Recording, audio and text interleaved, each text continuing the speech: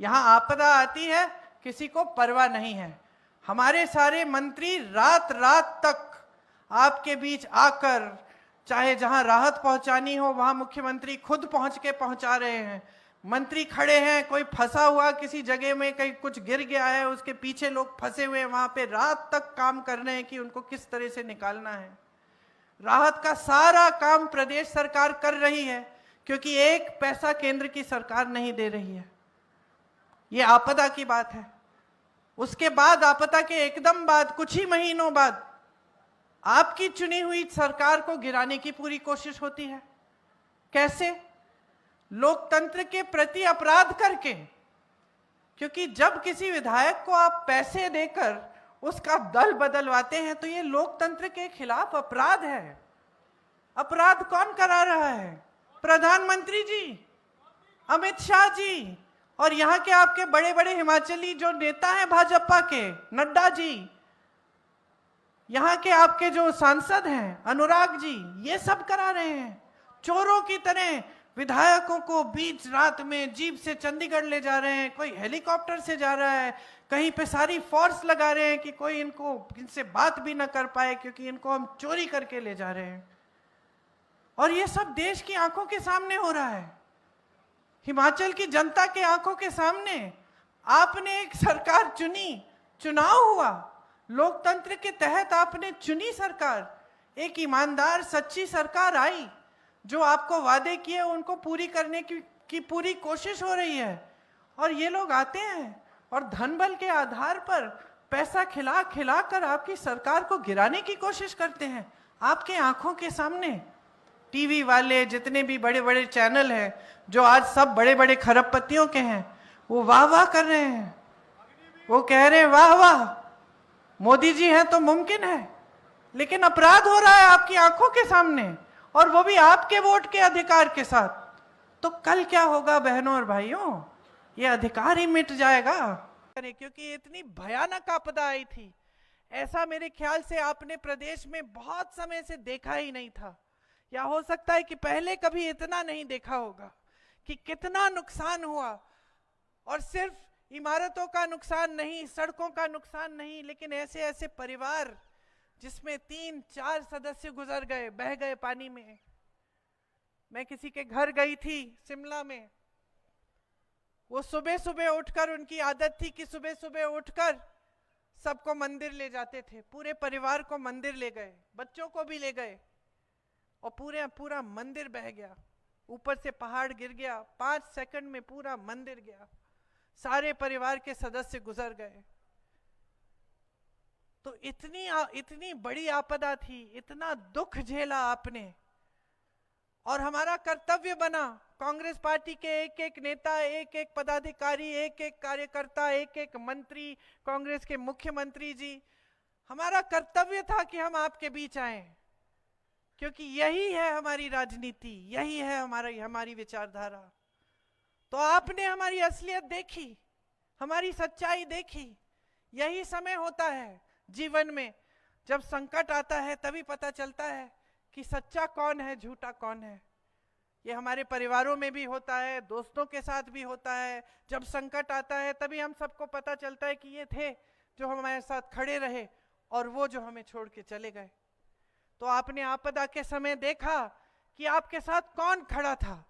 और मैं ये नहीं कह रही हूं कि ये कोई बड़ी बात है, अगर मंत्रियों ने काम किया आपके लिए, अगर आपके बीच आए, अगर आपदा में राहत पहुंचाई, तो ये इनका कर्तव्य था। लेकिन मुझे खुशी है और गर्व है इस बात की कि अपना कर्तव्य समझे कि पूरी कांग्रेस पार्टी आपके साथ खड़ी हो गई। दूसरी तरफ आपने भाजपा की भी असलियत देखी, आपने उनकी सच्चाई देखी। मोदी जी कहते हैं ये उनका दूसरा घर है।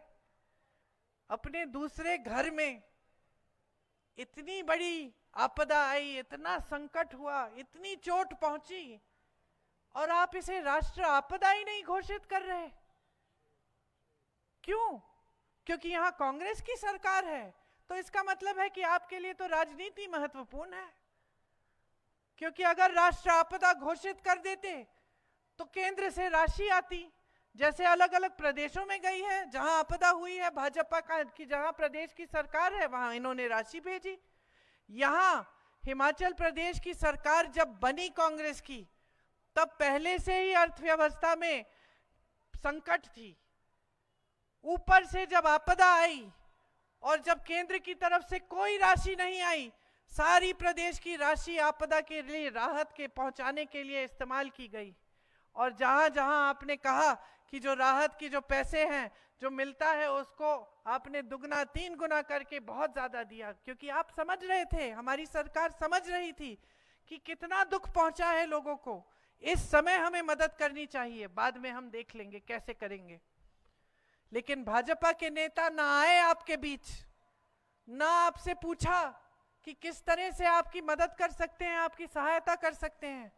और मोदी जी ने बड़ी बड़ी बातें तो कह डाली, लेकिन जो एक काम की चीज थी, आपको राष्ट्र, यहाँ पे राष्ट्र आपदा घोषित करने की चीज, यहाँ राशि भेजने वाली बात, वो उनके मुंह से नहीं निकली।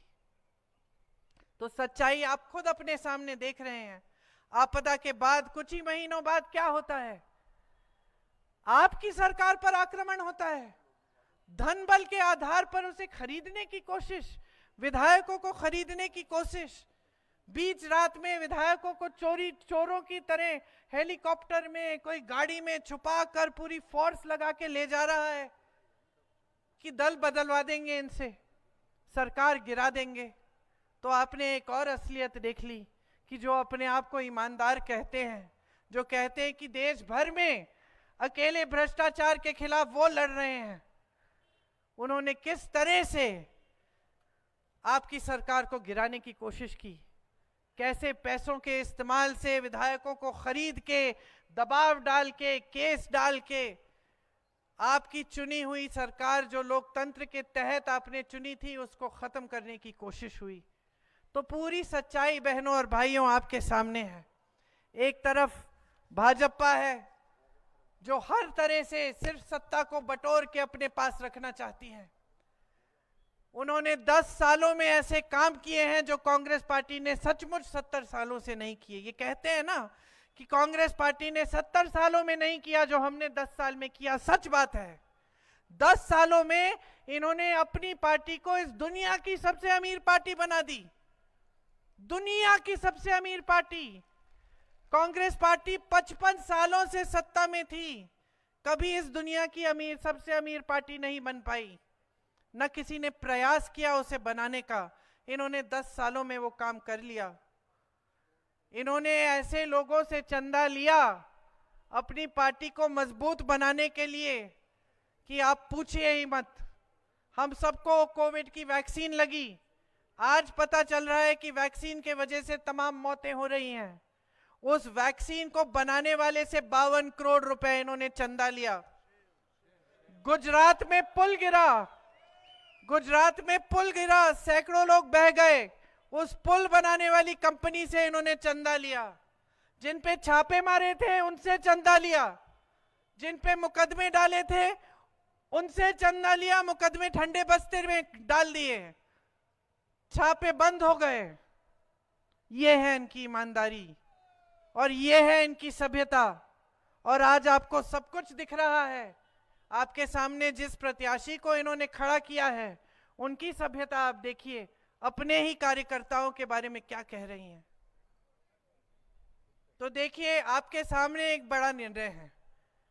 एक तरफ एक सभ्य राजनीति, एक सच्ची राजनीति, जिसके मंत्री, मुख्यमंत्री, नेता सब आपके सामने संकट के समय भी आते हैं, दुख के समय भी आते हैं और तमाम आपके लिए विकास के कार्य करने की बात करते हैं और वो कार्य करके दिखाते हैं।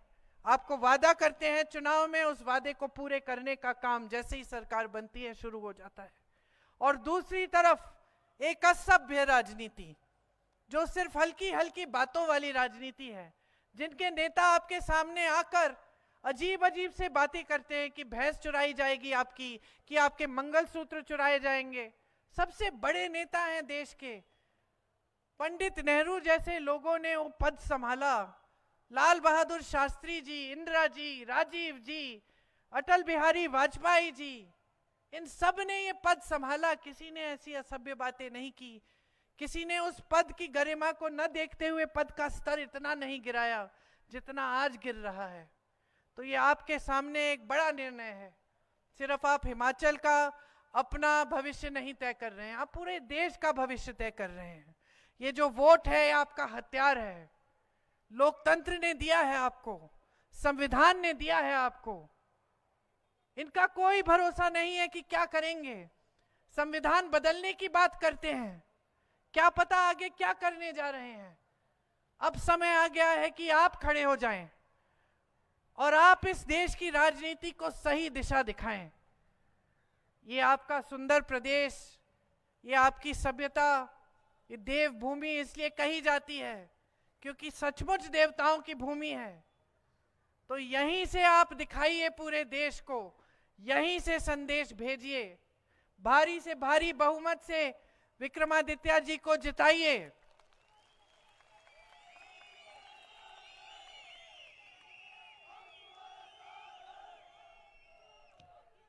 अपने भविष्य को मजबूत बनाइए। हमारी जितनी भी नीतियां हैं वो आपको मजबूत बनाने वाली नीतियां हैं। हम चाहते हैं कि आप मजबूत बने, कि आप जागरूक बने, कि आप इस देश के लोकतंत्र को और भी शक्ति दें। ये हमारी विचारधारा हमेशा रही है और हमेशा के लिए रहेगी। आप सबने बहुत ध्यान से मेरी बातें सुनी, इसके लिए आपका बहुत बहुत धन्यवाद। जय हिंद। धन्यवाद। आप सभी कांग्रेस कार्यकर्ताओं का यहाँ आने पर बहुत बहुत धन्यवाद। हरिचंद शर्मा जी आपका थैंक्स करेंगे। चल रहा है।